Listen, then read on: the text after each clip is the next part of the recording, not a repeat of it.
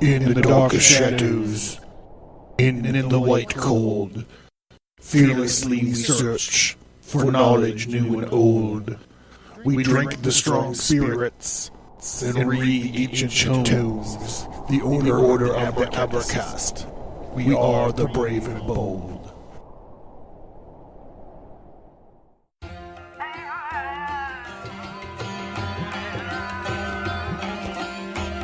Stigmata Studios presents The Scorpion Strikes. In this comic book, a terrorist called the Scorpion is transported to a secret CIA prison. He quickly turns the tables on the guards and administrators and releases the prisoners. A well-armed anarchist called Constituent Zero assembles a team and fights to take the prison back. The story is a dark political action thriller. The Scorpion's actions set the stage perfectly for the Jin Jihad. Available on Indie Planet. Get more info on The Scorpion Strikes, the Jin Jihad, and other titles at stigmatastudios.com.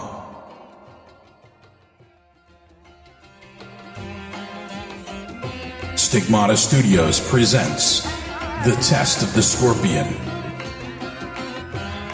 In this comic book, while the Jin Jihad is raging on one side of the city, the terrorist called the Scorpion sets a secondary attack in motion as he obtains a small tactical nuclear bomb. A mysterious, ever-living warrior called Cyrus the Dead Guy steps forward to test the faith of the Scorpion and his lunatic followers. This is an action-adventure story. It's a bit of swashbuckler that wraps up the Jihad stories. Available on Indie Planet. Get more info on The Scorpion Strikes, the Jin Jihad, The Test of the Scorpion, and other titles at stigmatastudios.com.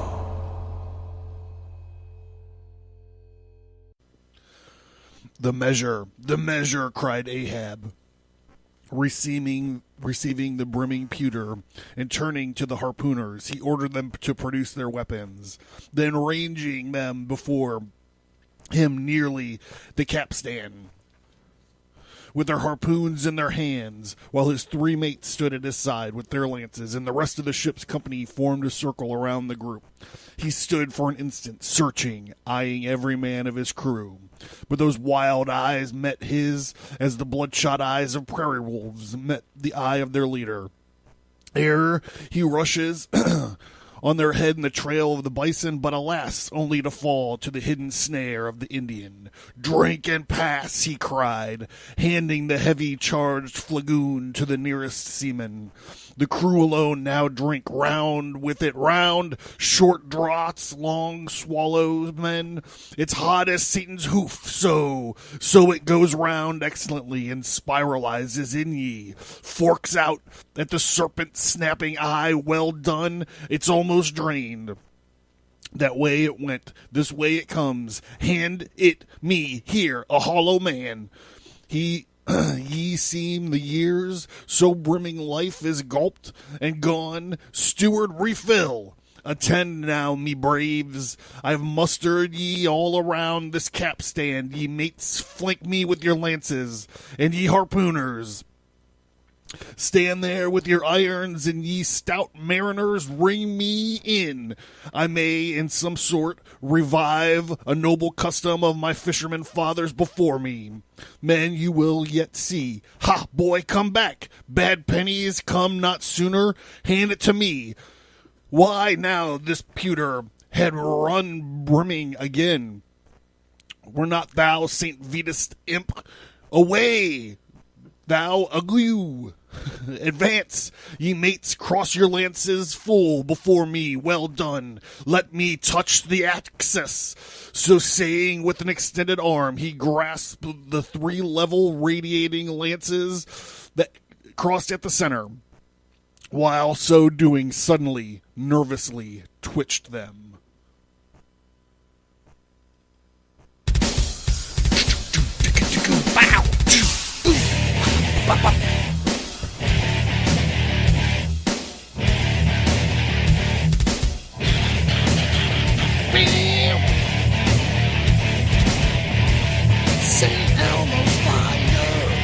All we need is a man in motion.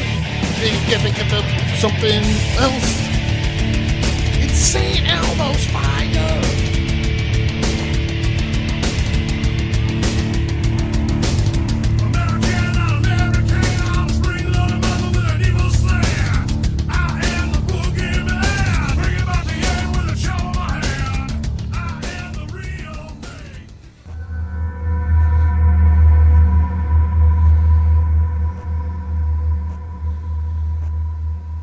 The Abracast. Occult. History. Conspiracy. Violence.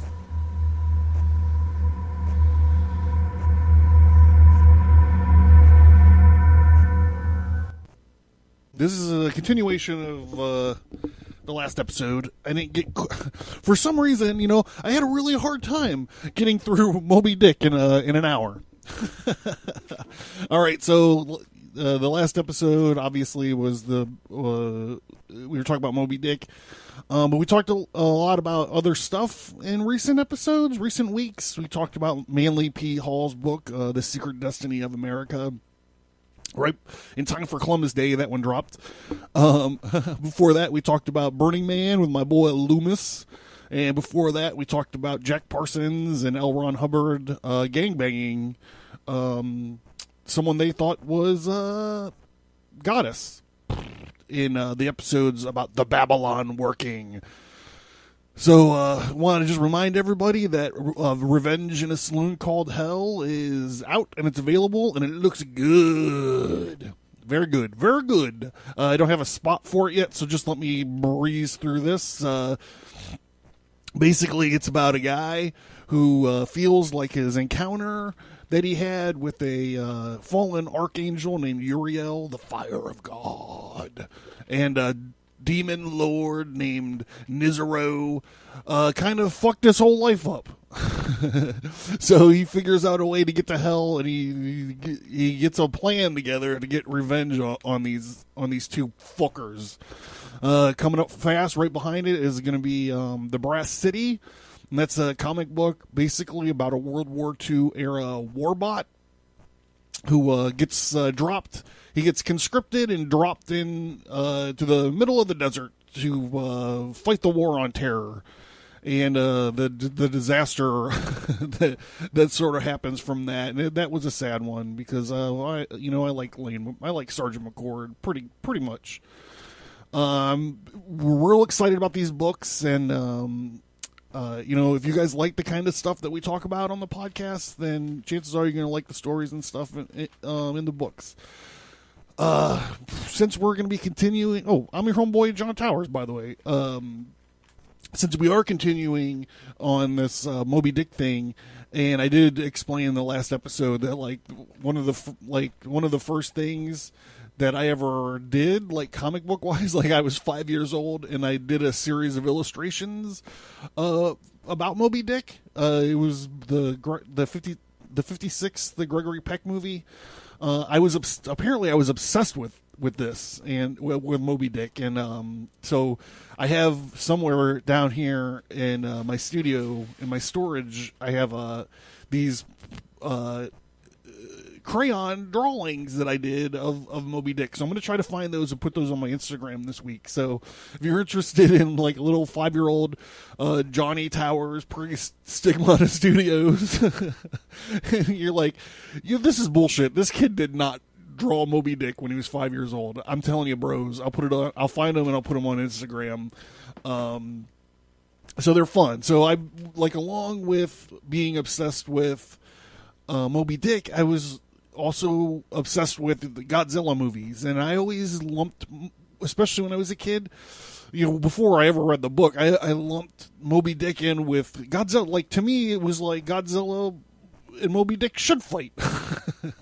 Moby Dick can't shoot atomic lasers out of his mouth or whatever, but to me, they were giant monsters, and it was, to me, as I got older, and I realized that Godzilla, he's not even the first kaiju, really. Americans, we are responsible for kaiju. There's no, Japanese tradition of giant monsters.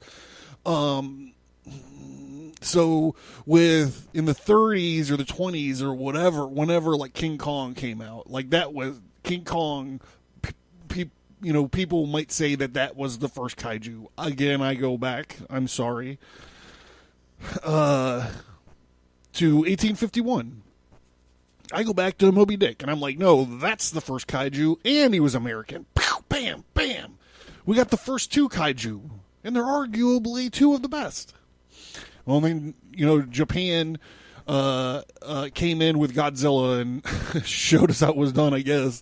But like when you realize that Godzilla is a parable or an allegory or a metaphor for the nuclear weaponry, and then you can kind of see Tarantino asserts in Inglourious Bastards that King Kong is a allegory for slavery or the plight of the black man in America or whatever. Then you look at Moby Dick and you're like, well, what the fuck is this an allegory for? And the problem with it's not even really a problem. The thing that makes it complex is because even Melville thought that Moby Dick was a symbol for everything. It's a symbol for like this antagonistic view on the God of the Christians. It's a view on evil. It's the white whale could be a symbol for the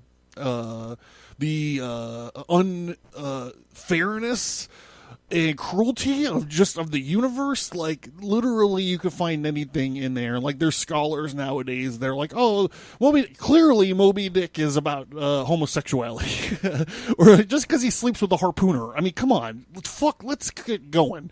Or another thing is they say is like, well, this is a story about how the guy put it? This is a story. Clearly, it's a story about structured.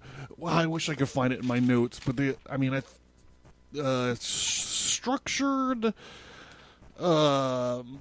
male pattern aggression. That's what he. This is clearly a story of male pattern aggression, and I'm like, I don't even understand how you can like with intellectual honesty say that. Like, there's literally no females in the fucking thing. Like, anyhow.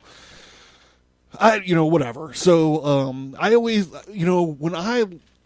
in my brain, in the universe that goes on in my mind, especially when I was a child, I would smash all these toys, like all these together. And like, definitely, Godzilla has fought Moby Dick, at least in my playtime when I was a kid. But I used to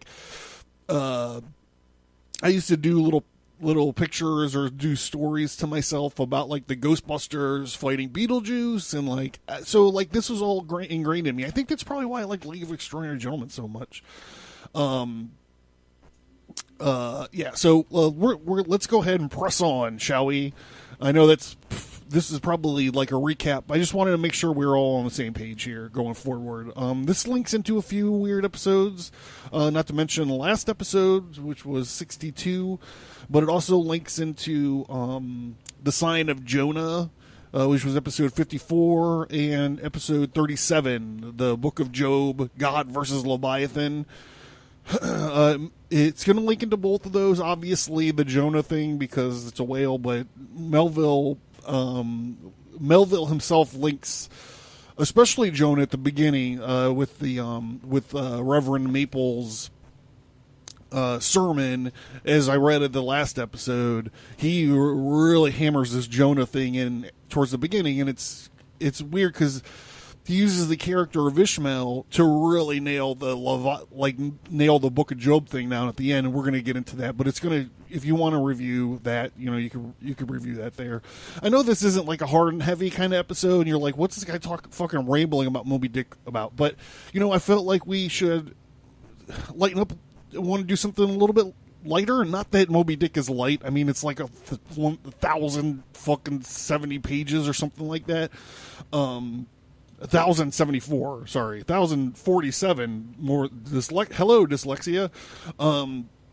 So those are the episodes we're going to be linking into, and I'm going to really try to wrap this thing up this week, and despite what I said, obviously I'm gonna post them Netflix style tomorrow. So mix up your jinn jihads, stir them with your mystically cursed harpoons. Tonight, listeners, we're going to be talking about the first Kaiju, the first American Kaiju. Not Donkey Kong or whatever. King Kong, whatever. We're going to be talking about Moby Dick, Part 2. You already know that because you already listened to Part 1, I'm sure of it.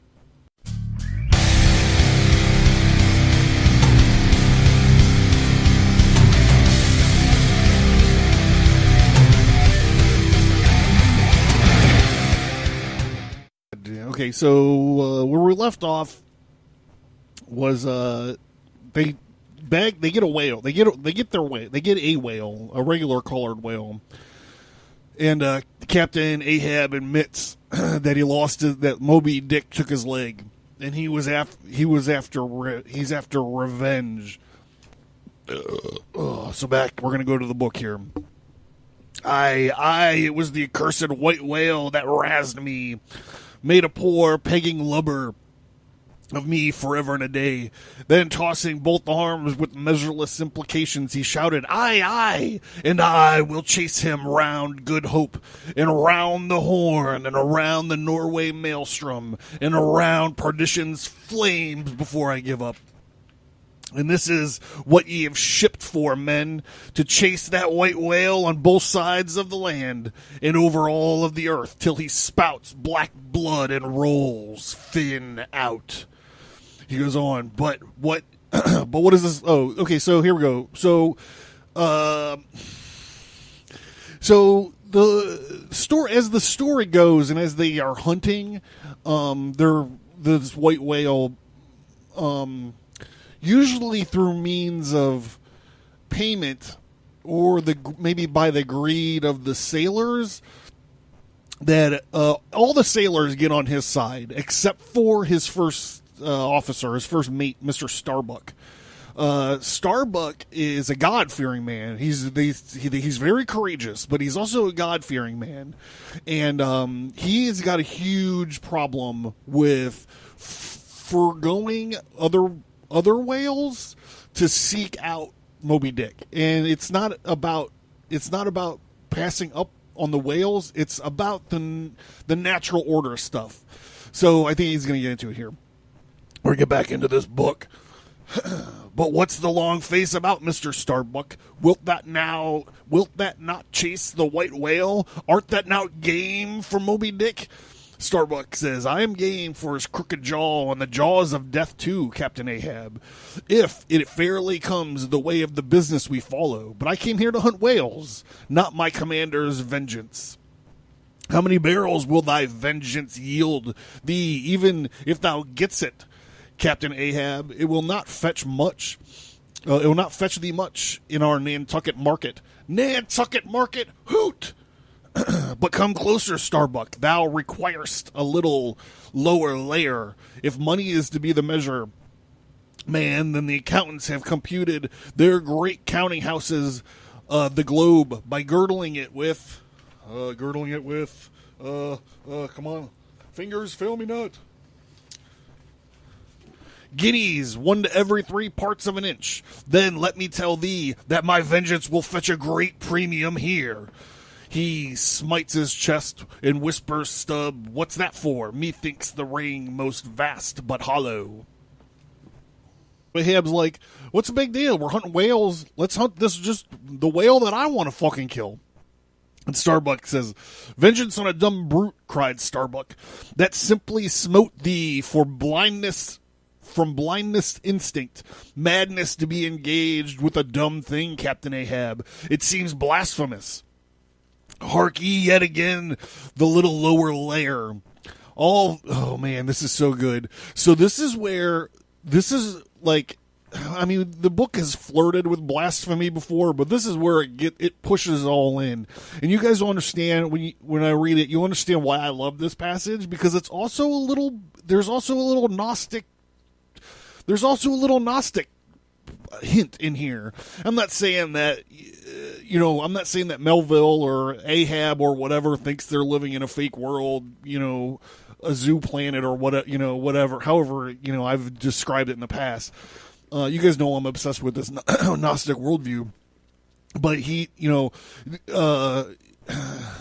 Ahab basically. Here, I'll just let him say it. I mean, Melville says it way better than I could ever do it. Hark ye yet again, the little lower layer. All visible objects, man, are but as pasteboard masks. But in each event, in the living act and the undoubted deed, there's some unknown but still reasoning thing puts forth the moldings of its features from behind an unreasoning mask. If man will strike through the mask. How can the prisoner reach outside except by thrusting through the wall? To me, the white whale is that wall, shoved near to me. Sometimes I think there's naught beyond. But 'tis enough. Here we go. He tasks me. He heaps me.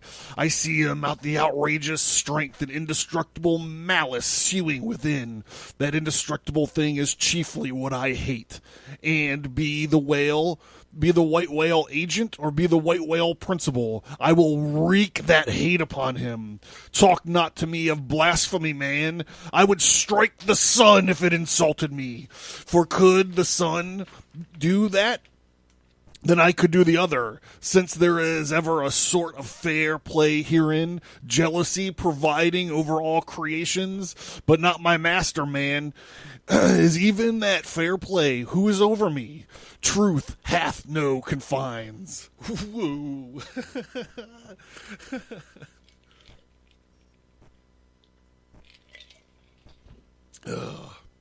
So that's like Neo saying whether it's the agent, whether it's Agent Smith or the architect, I don't know, and I don't care. I'm fighting the system. If we want to get into like the Gnostics, whatever of it. Okay, so we're going back to the book. We're going back to the book. This comes after the cold read where I said like Ahab's like he's blessing or cursing these lances from his harpooners. Now it's important that I think that it's important. I'm not sure why. Okay, so it's important that I guess that his lancers or his harpooners, his three harpooners, because what they do when they hunt a whale is they leave the Pequod behind and they jump in the littler boats, and each boat is either Ahab's in it, Starbuck's in it, or like the third mate, I think, is Flask or Stubbs is in it. And so these boats go out and like the guys are like rowing, and there's a harpooner in each boat. And so there's three boats, three like commanders, I guess. The men rowing the boats with their lances, and like a harpooner is like the heavy gunner, I guess. And each of the harpooners that he has, so he's got three harpooners. Each of the harpooners are pagans. They're non-Christians. One of them is Queequeg, the cannibal. I think there's an Indian, like a feather Indian, not a dot Indian. I think that could be wrong. I'm not sure. And then one of them's an African. So they make a big to-do all the time, or often, every once in a while, about their non-Christian harpooners, their pagan harpooners, and this is why it's crazy when he's like, "Bring your harpoons together," and he like puts his hand where the harpoons intersect, and he's like, I'm blessing these. I'm giving these harpoons power. The power of Ahab goes into these harpoons. And then later, when he's going to get all new harpoons made. This whole thing is like he's initiating his crew and he's baptizing them. He's initiating them all into this cult of Ahab. And at one point in time, he's like, take these harpoons and melt these fuckers down. And we get new ones. I want you to build new harpoons, pound them out, melt them down, pour all new harpoons for these guys, but don't temper them with water. And he besieges his crew to give blood, and they're going to temper these harpoons in blood, and the blood of these three pagans. It's crazy. So we'll just get back to a little bit more of this. In vain cried Ahab, but maybe 'tis well, for did ye three but once take the full force shock, Then mine own electric thing that perhaps expired from out me. Perchance too it would have dropped ye dead, perchance ye need it not. Down lances, and now ye mates, I do appoint ye 3 cupbearers to my 3 pagan kinsmen there. Yon 3 most honorable gentlemen and noblemen, my valiant harpooners, disdain the task. What when the great Pope washes his feet of beggars, using his tiara for ewer? Oh, my sweet cardinals, your own condescension that should be bent ye to it. I do not order ye will it. Cut your seizings, then draw the poles, ye harpooners. Silently obeying the order, the 3 harpooners now stood with their detached iron part of their harpoons, some 3 feet long, held barbs up before him. Stab me not with the keen steel. Can't them over. Ye know ye not goblet end? Turn up the socket, so now, ye cupbearers advance, the irons take them, hold them while I fill forthwith. Slowly going from one officer to the other, he brimmed the harpoon sockets with their fiery waters from the pewter. Now 3 to 3 ye stand. Commend the murderous chalices, bestow them, ye who are now made parties to this inducible league. Ha, Starbuck, but the deed is done. Yon ratifying sun now awaits to sit upon it. Drink, ye harpooners, drink and swear, ye men, that men of deathful whale boats bow. The death to Moby Dick. God hunt us all if we do not hunt Moby Dick to his death. The long barbed steel goblets were lifted, and to cries and maledictions against the white whale, the spirits were simultaneously quaffed down with a hiss. Starbuck paled and turned and shriveled. Starbuck's witnessing blasphemy, and he is freaking out. He later goes to say that the whole ship is doomed because of what they are doing right now. Once more, and finally, the replenished pewter went round amongst the frantic crew. When waving his free hand to them, they all dispersed, and Ahab retired within his cabin.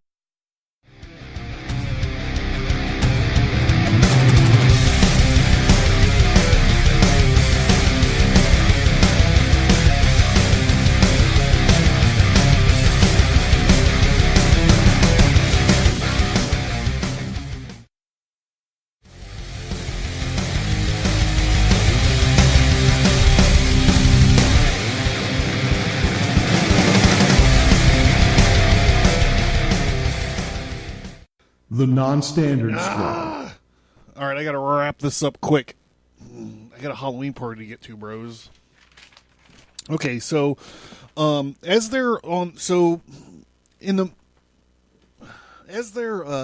hunting the white whale, they run across another boat called the Rachel. It's another whaling boat, the Rachel.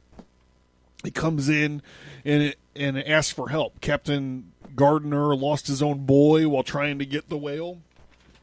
And again, Starbuck's freaking out because he sees that Ahab's just like, you encountered the white whale? And the guy's like, yeah, man, I lost my son. Will you help me find him? He's got to be around. His boat's got to be around here somewhere. And Ahab's like, no. When did you run into him? When did you see the white whale? Which way was he headed?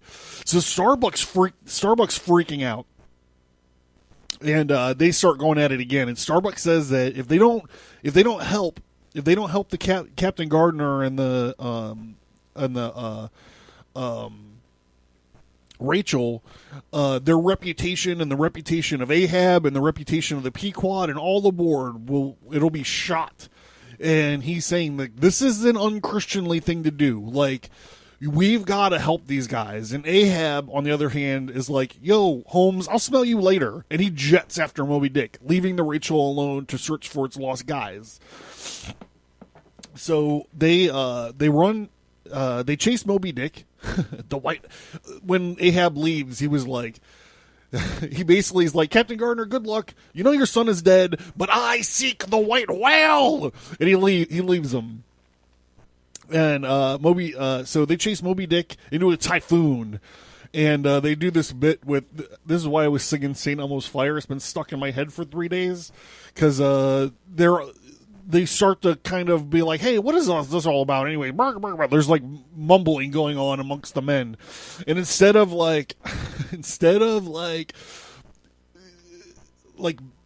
being Ahab's main quality with his men is he's just a dick to them. And then he like buys his way out of problems where he's like, look, if we get them, I'll give you guys all my fucking share, okay? Like I get like 40 shares, so I'll give you all that.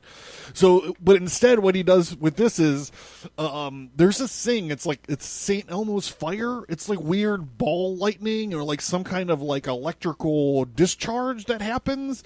So what he does is he sees this St. Elmo's Fire and he like charges it with like a harpoon. Basically it's like a lightning is like striking this harpoon and it's like glowing, and he gets everyone to fucking buy into his bullshit again. It comes down and basically everybody except Starbuck becomes on his side, and they're like, you see how he wrangled St. Elmo's Fire? Only Ahab would do that. So they finally they catch up with the whale. And Ahab and Starbuck and the harpooners all jump in their boats, like I mentioned before. 3 harpooners, 3 commanders, 3 boats, yada, yada, yada, and they get after Moby Dick. When they see him, he's got, like, all these harpoons and, like, netting and, like, ropes and stuff lashed to him still, and Ahab's like, yeah, man, I remember that guy. You see those harpoons? I fucking put them there. Those are my harpoons. This fucking gigantic whale's been swimming around with these harpoons sticking out of his fucking hump.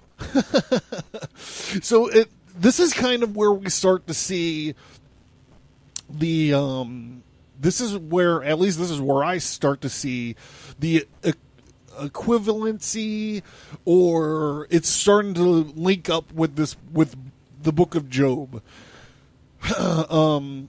And you know that, I mean, if you go back and listen to that episode, I had a lot of fun with it. I had a lot of fun with that episode, and I talk a lot about the stuff that in the book of Job, but mainly about this like first giant monster fight that took place in like prehistory. Like it had to have taken place like I think the second or third day of creation, where God, obviously he didn't realize that he created this giant fish monster because he really seemed like he was surprised, and Job's like, why are you doing this to me? Like, what did I do? And God scolds him, and he was like, look, you're nobody, man. Did you fight Leviathan? Did you put your harpoons into Leviathan? Like, you don't know anything. Did you bend Leviathan to your will? And Job's like, well, no, I didn't even know anything about all that stuff. So I talk a lot about, like, where this story of Leviathan and stuff comes from. If you guys haven't listened to that episode, I highly recommend go back and get it, because I do talk about it. It's a giant monster fight, and it's awesome. And actually read a little bit from my latest graphic novel in there, because that story is totally involved in that. So it comes full circle here, where Ahab's talking about the harpoons that he's stuck in this whale, and that you can still see them. So we're starting to get the imagery instead of from Jonah, but we're starting to get this imagery of Leviathan from the book of Job, which he really punctuates later in the epilogue. But just to let you know, he's like, hey, this, you might be seeing this now, but like by the time we get to the end, yo, dog, you're gonna know I'm talking about the Leviathan right now. I'm talking about Leviathan. Actually, it'd be more like, the Leviathan song would be more like Mastodon, right? It'd be like Blood and Thunder.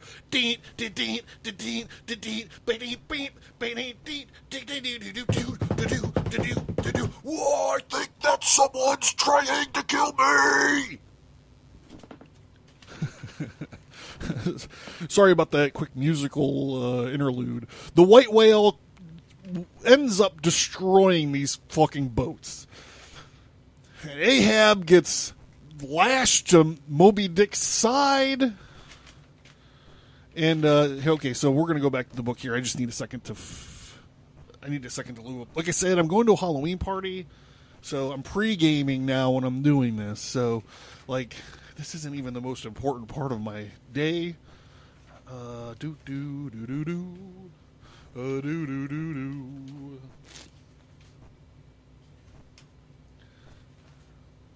All right, so we're going back.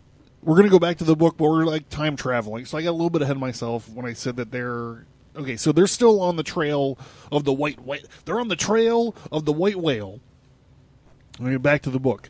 They're looking for him. They're like, "Hey," Ahab's like, "Hey, have you seen this whale?" Like he took a gold doubloon and nailed it to the masthead. And he's like, "For the first fucker that sees him gets this doubloon." And he goes, "This doubloon's a waiting." So he's really being a hard charger. He's really being a hard dick to his sailors, trying to find it. It is like forehead to forehead. I meet thee this third time, Moby Dick. On deck there, brace sharper up, crowd her into the wind's eye. He's too far off to lower yet, Mr. Starbuck. The sails shake. Stand over that helmsman with the top maul. So he travels fast, and I must down. But let me have one more good look around. Let me have one more good round look aloft here at the sea. There is time for that. An old sight. And yet somehow so young. Aye, and it's not changed a wink since I first saw it. A boy from the sand hills of Nantucket. The same to Noah as to me. There is a soft shower to leeward. Such a lovely lead wordings. There must lead somewhere and something else that come and land the more palmy than palms leeward. So this is Ahab, and I think this is him getting ready to. He knows he's getting ready to die. I think he's like, just let me take one last look before I drop down in this boat. And he also talks. He's also putting the narrative back, like to Noah. You know, where he's like, this view is the same as to Noah as to me. And then they also talk about, not this, but they talk about it, I think it's earlier in the book, really. I mean, we're getting towards the end now. I think it's earlier in the book, but at one point in time, Ahab talks about his lineage. He says, from Adam to me. And then now he's saying, from Noah to me. So, I mean, do we think that Ahab actually thinks that he's a direct descendant from Adam and Noah? I don't know the answer to that. That question just popped into my brain just now. So I'm not sure.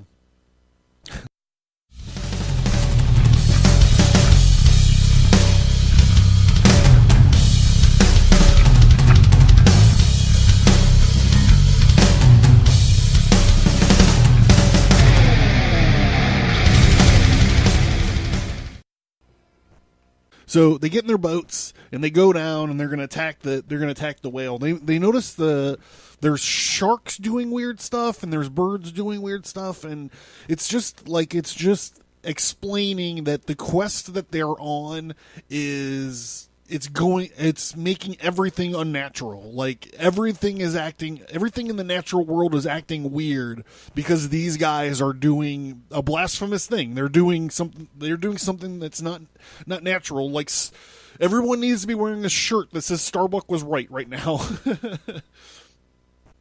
Crushed 30 feet upwards, and the waters flashed for an instant like heaps of fountains, and brokenly sank in the shower of flakes, leaving the circling surface creamed like new milk round the marble trunk of the whale. "Give way!" cried Ahab to the oarsmen, and the boats darted forward to the attack. But maddened by yesterday's fresh irons and that corroded in him, Moby Dick seemed combinedly possessed by all the angels that fell from heaven. The wide tiers of welded tendons overspreading his broad white forehead beneath the transparent skin looked knitted together. As head on he came, churning his tail among the boats, and once more flailed them apart, spilling out the irons and lances from two mates' boats and dashing in one side of the upper part of their bows, and leaving Ahab's almost without a scar. while Dago and Queequeg, those are two of the. We know that Queequeg's a harpooner. Dago is one of the other pagan harpooners. Were stopping the strained planks. And as the whale swimming out from them turned and showed one entire flank as he shot by them again. At that moment, a quick cry went up, lashed round and round to the fish's back, pinioned to the turns upon turns in which during the past night the whale had reeled, the invulsions, the lines around him. The half-torn body of the Parsee was seen, his sable raiment frayed to shreds, and his descended eye turned full upon old Ahab. The harpoon dropped out of his hand, befooled, drawing in a long, lean breath. Aye, Parsee was the other harpooner. I see thee again. Aye, and thou goest before. And this, then, is the hearse that thou didst promised. So, the white whale goes on to sink the boats, and now he's turning towards the ship. From the ship's bows, nearly all the seamen now hung inactive. Hammers, bits of plank, lances, and harpoons mechanically retained in their hands, just as they had darted from their various employments. All their enchanted eyes intent upon the whale, which from side to side, strangely vibrating his pedestriating head, sent a broad band of overspreading semicircular foam before him as he rushed. Retribution, swift vengeance, eternal malice were in his whole aspect. In spite of all the mortal men could do, the solid white buttress of his forehead, we now know that it's actually a whale. That whole thing is a whale's nose and not his forehead, but I mean, come on. Smote the ship's starboard bow till men and timbers reeled. Some fell flat on their faces like dislodged trucks, and heads of harpooners aloft shook in their bull-like necks. Through the breach they had heard the waters pour as mountain torrents down a flume. The ship, the second hearse, cried Ahab from the boat. Its wood could only be American. Driving beneath the settling ship, the whale ran quiveringly along its keel, and turning under water, swiftly shot to the surface again, far off the other bow, but within a few yards of Ahab's boat, where for a time he lay quintessent. I turn my body from the sun. What ho, Tashtango! Let me hear thy hammer, O ye three unsurrendered spires of mine, thou uncracked keel, the only god bullied hull, thou firm deck and haughty helm, the pole-pointed prow, death glorious ship, must ye then perish without me? Am I cut off from the last fond pride of meanest shipwrecked captains? O lonely death, on lonely life! O now I feel my topmost greatness lies in my topmost grief. Ho ho! From all your furthest bounds, pour now in, ye bold billows of my whole foregone life, and top this one piled comber of my death. Towards thee I roll, thou all-destroying but unconquering whale. To the last I grapple with thee. From hell's heart I stab at thee. For hate's sake I spit my last breath at thee. Sink all coffins and all hearses to one common pool. And since neither can be mine, let me then tow to pieces, while still chasing thee, through tide to thee, thou damned whale, thus I give you the spear. So that's it. Ahab gets lashed to Moby Dick, and he gets to witness all of his men dying, his whole ship cracked in half, and everybody dying, except for Ahab at this point. But Ahab does wind up dying. He's tied and staked and pegged to the side of this whale who's just fucking going crazy on everything. Okay, so Ahab does die. We're gonna move on to the epilogue here, and I'm gonna wrap up with this whole Job thing, and then I gotta bolt. I gotta bounce, bros. It's Halloween party time.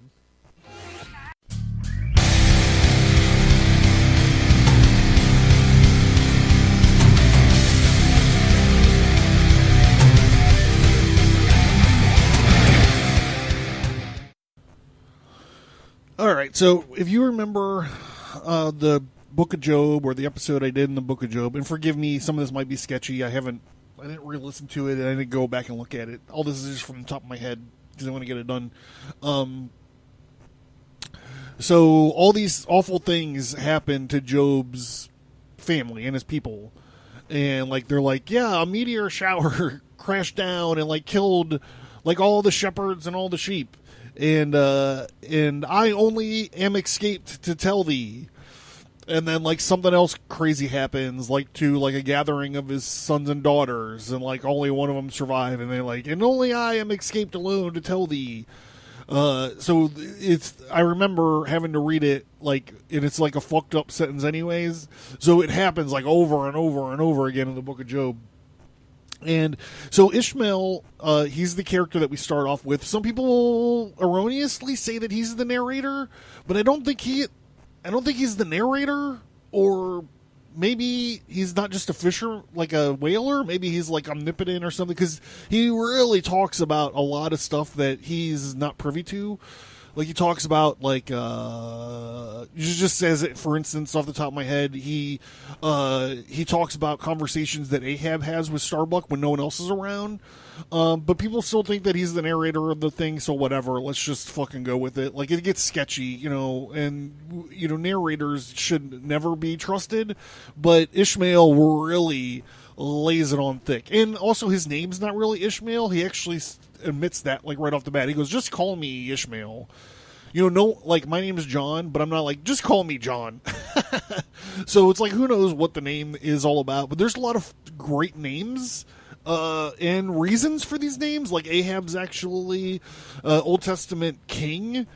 And Rachel, the boat that they like leave to hang out to dry. That's actually a biblical name. Ishmael's obviously, I touched on that in the last episode. So we'll get to the epilogue. And I guess originally when the book was published, it didn't have an epilogue, and then because it got published in England first, which is funny because to me this is like the great American novel.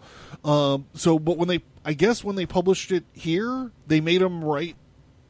It's not a happy ending, but at least someone survives, and I guess Melville thought that was clear, but so he wrote an epilogue for it just to like explain it. So what happens is Queequeg, because he's a cannibal, right? And like Americans are obsessed with like the noble savage, like the spirit, like they're plugged in spiritually or whatever. So they have him like rolling bones or like bones probably. He's like rolling bones, and he sees in the bones his own death. And so he calls the ship's carpenter, and for $2, the carpenter's going to build a coffin for him.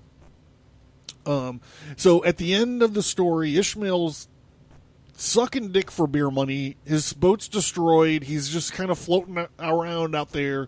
And the whale has like made a vortex that the whole boat crushes. Fractured boat just sinks into this vortex. He's killed everybody except for Ishmael.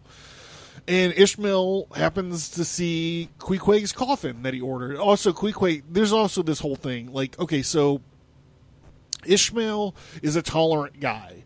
He's open to other people's religions. Like there's the whole thing where Queequeg has like this little wooden like fetish or whatever for his god, and he kisses him goodnight or whatever. And then Ishmael's like, okay, well, I'm down with that, whatever. And he kisses the thing too. They're going out and beyond to show that Ishmael is open to like these other gods. I don't think he favors one above the other, but I think it's kind of like me casa su casa, or you know, when you're in Rome, do the Roman thing or whatever this way. So I'm not saying that's why he's spared. I don't know the answer to that. I think I don't know. I don't know the answer. I don't know the answer to why Ishmael was the one that was spared. I mean, they really do go a long ways talking about how he's down with other people's like religions and beliefs. And not so much the Christian version, but I mean they did have the three pagan harpooners and they fucking died. So maybe it's just about being open to everything. I don't know. I'm not here. I'm not going to break it down. I can't analyze the whole fucking thing. But so he finds Queequeg's coffin and he floats on Queequeg's coffin that he had the carpenter on the ship build for $2. He floats on that for a while until the Rachel swings back around because the Rachel's still on the look for Captain Gardner's still on the look for his son. And he picks up, they call him the orphan, they pick up Ishmael, who's floating around on this coffin. The whole fucking thing is a symbolic awesomeness. It's just like a symbolic cum shot of like every fucking thing. So they pick him up, and so the epilogue goes, we're these familiar words that we know.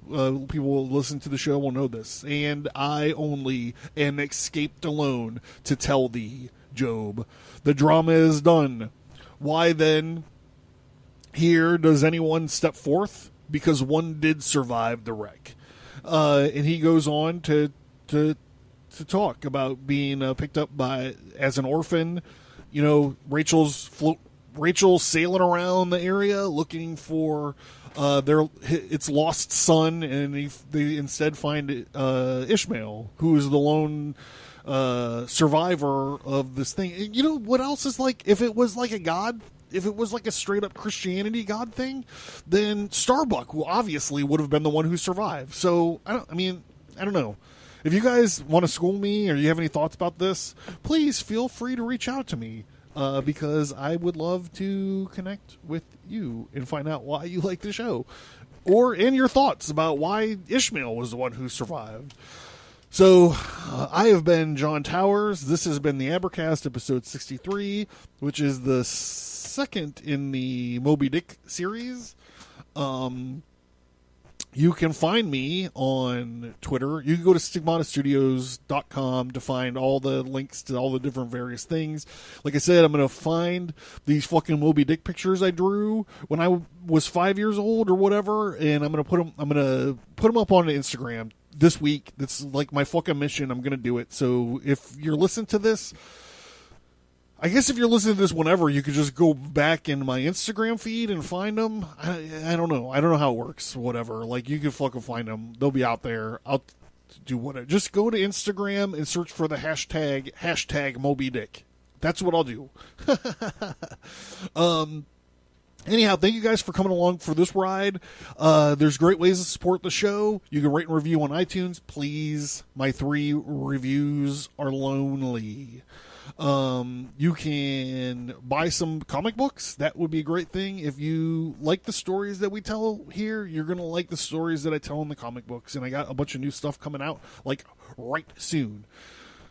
So it's a great time to jump aboard. Jump aboard this train. You're going to want to ride this donkey.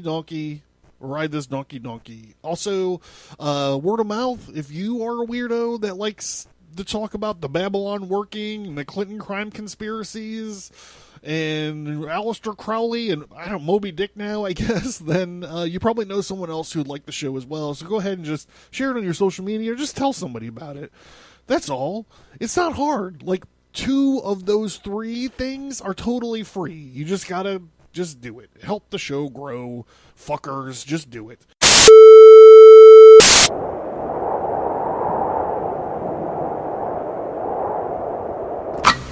Allahu Akbar, Allahu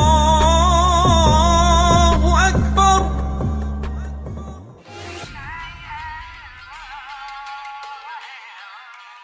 Stigmata Studios presents The Jinn Jihad.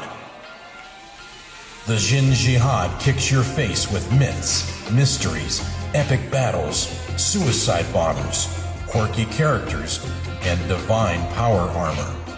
In this epic graphic novel, the warrior archangels descend on a city in chaos. It's all-out war. The non-standard assembly battles an ancient terrorist organization and their ultimate weapon, a corrupted, magically enhanced, unstoppable monster, the Jinn.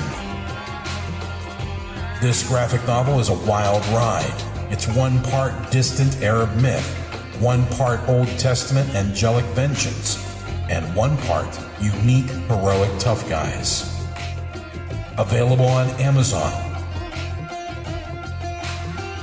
Get more info on the Jinn Jihad and other titles at stigmatastudios.com.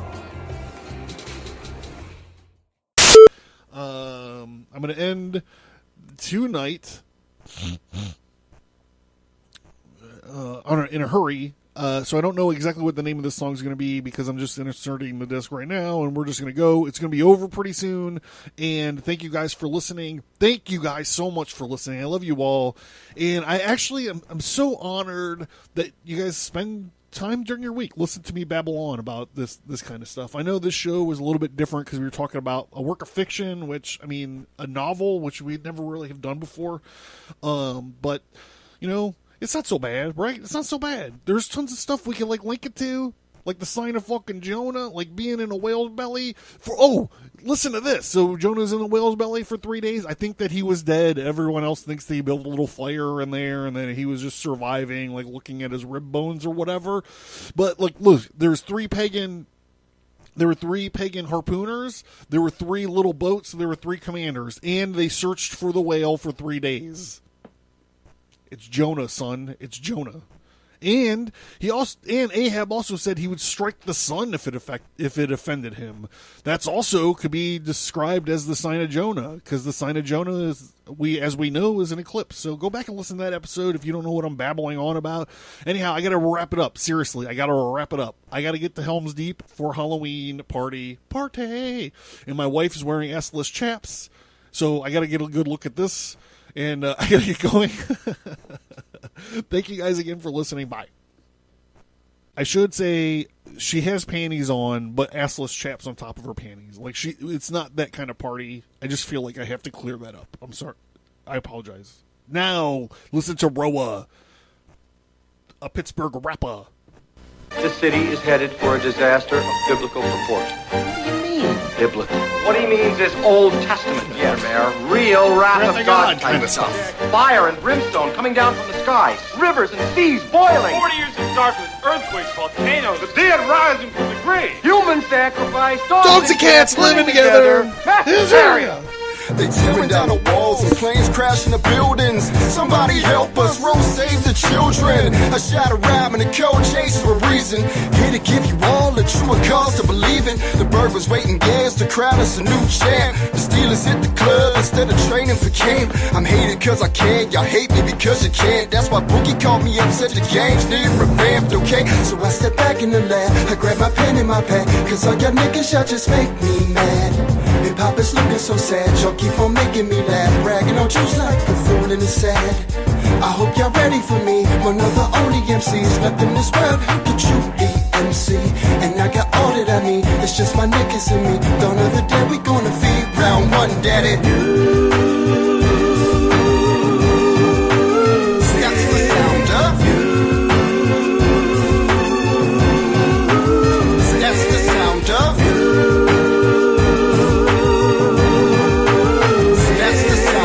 you.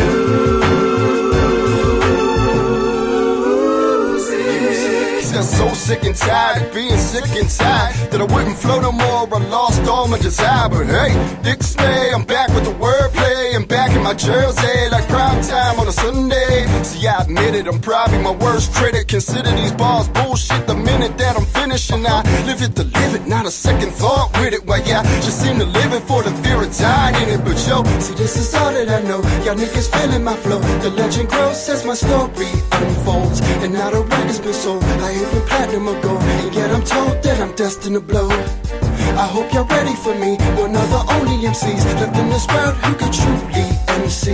And I got all that I need, it's just my niggas and me. Dawn of the dead we gonna feed.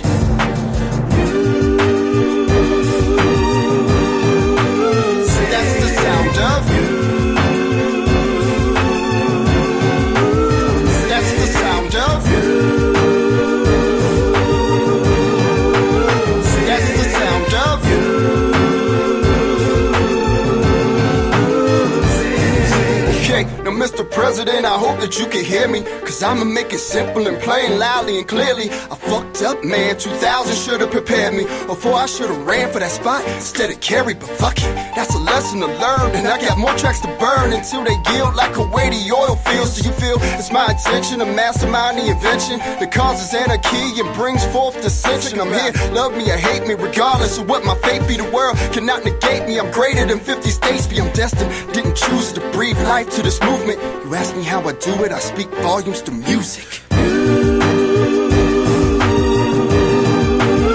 That's the sound of.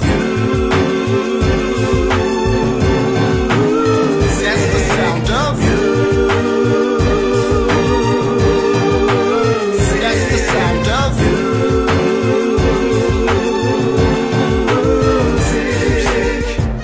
Okay, Boogie. Next year we take over the world, right? I'm saying, at least Europe. They gotta give us something.